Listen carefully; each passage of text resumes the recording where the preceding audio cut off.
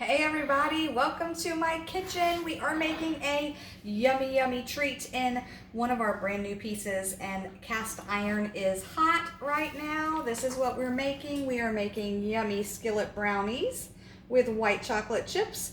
Super easy and fresh. We are preheating the oven to 350 right now, and I'm going to give you all of the scoop on cast iron, okay? So first, what do? We want to get our prep work done. I've got all my prep work started here. I started with a 1/4 cup of semi-sweet chocolate and 1 stick of unsalted butter in a dish. This is our glass small mixing bowl dish, and you want to make sure that gets all melted and it cools off some, but you want to make sure all the chocolate gets melted. And then inside of another mixing bowl, this is our medium stainless bowl, I actually have in there, let's see, what do I have in there? I have flour, 1/4 cup of flour, a 1/4 cup of cocoa powder. I have some baking powder, which is 1 teaspoon, which I used my 1/2 teaspoon but doubled it. It also has in it a 1/4 teaspoon of salt right here, and I'm just going to mix that up a little bit with my whisk right down here at the bottom. Okay, just get that a little bit mixed up, make sure there's no chunks. Like I said, this is going to be super easy. In here I have a 1/4 cup of white chocolate morsels, and I have a 1/4 teaspoon of flour just to coat the outside, so that when we put that on the top, it is good to go. I also have a 1/4 cup of flour. Did I say 1/4 cup of flour in here? So now what are we doing? We are going to be adding a 1/2 cup of sugar and some yummy vanilla abstract. And it's a 1/4 teaspoon of vanilla. This is our amazing Madagascar double strength vanilla. It is seasonal. We don't get it very often, so I like save mine because it is so yummy. So hopefully it'll come back and you can snag some. And then we are also adding sugar, a 1/2 cup of sugar, granulated sugar. And we are going to add 2 eggs to this. Okay. Super easy recipe here, guys. Once we get this mixed up, we're going to put it in our pans, and then I'm going to tell you real quick about our amazing, let me use the whisk here. Okay, so with our cast iron, guys, these are our double. Look at these babies, aren't they cute?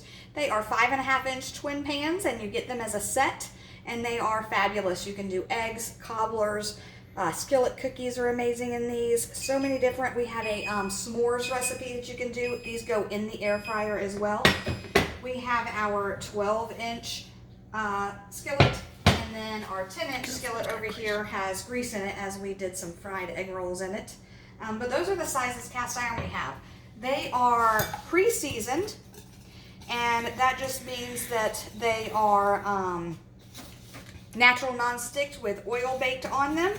And they are made from Lodge right here in the USA. That makes it awesome.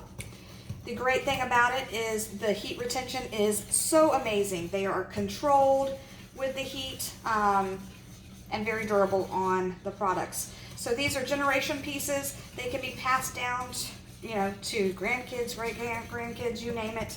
They give a really good char, really good seasoning on flavors of food. Great for cornbread and fried chicken and all the southern fixings you can think of, as well as desserts. Desserts are my favorite. Okay, so now that I have this, I'm going to mix them together. Okay, yes, I have a smaller bowl that I could have used, but it's dirty. Okay, we can use our scraper to get all the good bits, but right now I am just going to do this. Okay. All right, so now I'm just going to mix this up together really good. I know, my husband's like, you're not using the scraper. It'll be okay. So, tell me, what kind of yumminess do you like in your cast iron, or if you have cast iron? All right, we're almost mixed up here, and then I'm just going to pour 1/2 into each of the little baby cast irons. Okay, And now I will use my scraper. Make sure I get the sides real good. Okay, look at that chocolate. Yum. All right, let me get my scraper back over here. Okay, the awesome thing about our stainless pieces here is it has the pour spout on it, so it makes it super easy. I just got to make sure that I am pouring about the same amount into each. Okay, might have to go back to the other one here.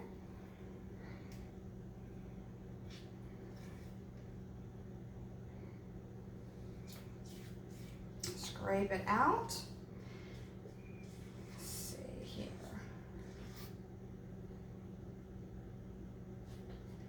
Of course, I'm probably going to make a mess because I'm probably the world's messiest chef. My husband tells me that I am like a hurricane in the kitchen. But guess what? I was told that if you're a hurricane in the kitchen, that means your food tastes really good. At least I'm sticking with that story. Okay. Make sure that these are about even. I'm going to show you what those look like. Yummy chocolate. Now all I'm going to do is top these with the white chocolate. I'm going to spread them out. They're going to look so pretty. And me, I'm a caramel person. I love caramel. So I am actually going to top it with a little bit of caramel drizzle when it comes out of the oven. So these look super cute, super pretty. Let me go ahead and use the last bit because every bit of chocolate is worth it, huh? All right. So we're going to put that in the oven for about 23 to 25 minutes, and we're going to pull it out. I'm going to have you pause and tell you, show you when it comes out of the oven how good it is. But I do want to tell you a little bit about how you want to take care of your cast iron. Cast iron, like I said, it is made to use. The more you use it, the better it's going to stay seasoned. If you are done using it, you want to take and wash it with hot water or warm water. You want to use one of our amazing pan scrapers to scrape up all of the good bits when hot water is used, or one of your nylon kitchen scrubbers, and you want to get that out. You want to dry it immediately. You want to take a good paper towel and dry it really, really well, because what happens if you don't dry it well, it's going to rust.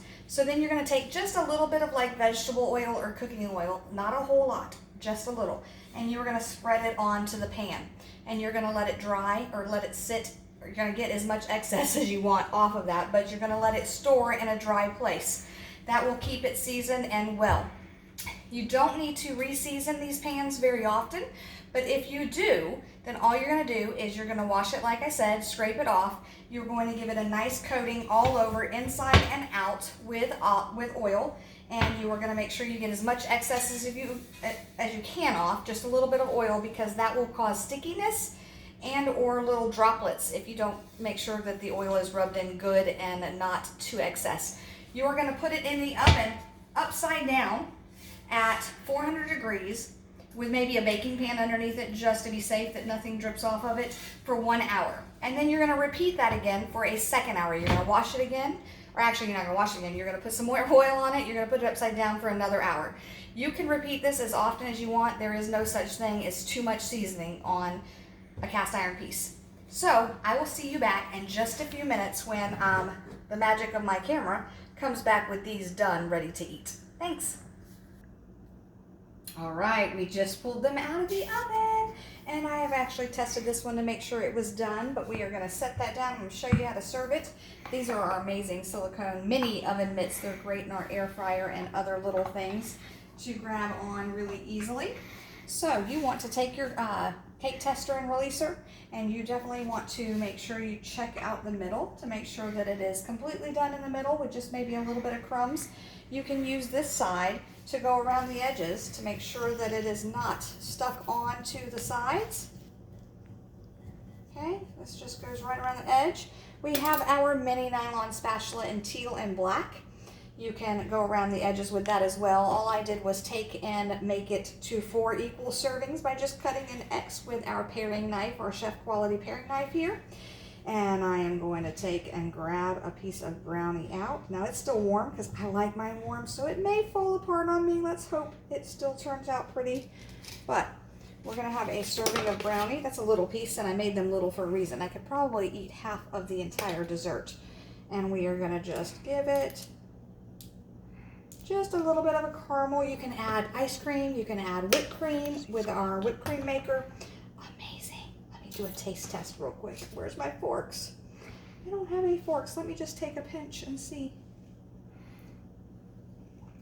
Oh my gosh, this one is definitely going to be a winner with my family. Thanks for watching.